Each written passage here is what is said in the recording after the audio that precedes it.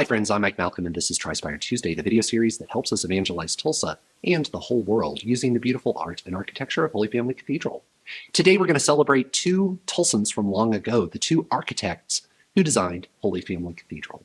The first is J.P. Curtain. He was the co-owner of the architectural firm Curtain, Winkler, and MacDonald. J.P. Curtain was a renowned architect of his own right.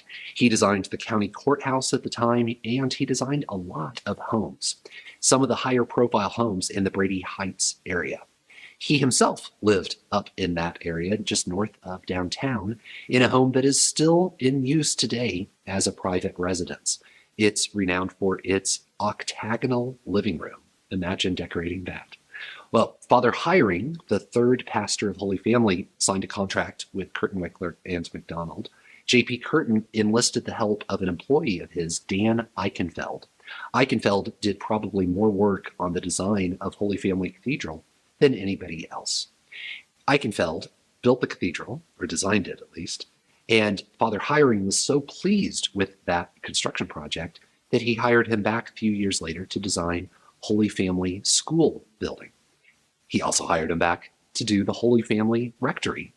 And then later on, Hiring recommended Eichenfeld to the Catholic community in Sand Springs, and it was Dan Eichenfeld who designed the Sand Springs Church, St. Patrick. From the highway, you can look at it from a distance and see what looks like a miniature Holy Family, and that was very intentional. The three spires, the huge oversized windows that make up the facade. The only big difference is size, and St. Patrick's is properly a Romanesque church with the round-topped arches versus Holy Family, which is Gothic with our pointed arches.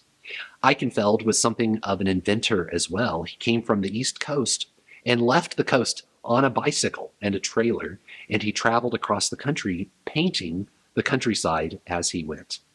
Eichenfeld also invented things like a toy flying machine. He had a lot of hobbies that he did, but he also poured his heart and soul into architecture.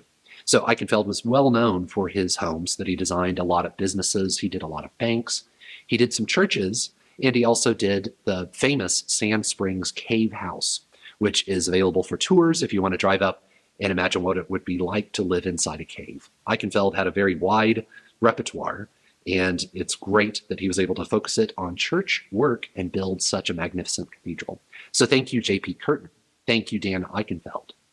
Side note as we end, back in 2014, Holy Family Parish celebrated the 100th anniversary of praying in its new big church at 8th and Boulder. I was able to track down the son of Dan Eichenfeld. His name is Merle. He's since died, but he was such a gentle, kind man. I couldn't help but invite him to that gala. And it was an honor to stand up on the stage and have everybody in the ballroom stand up and applaud the work that Merle Eichenfeld's father, Dan, did for the cathedral. His name is Mr. Merle Eichenfeld, and I'm going to ask him to stand up.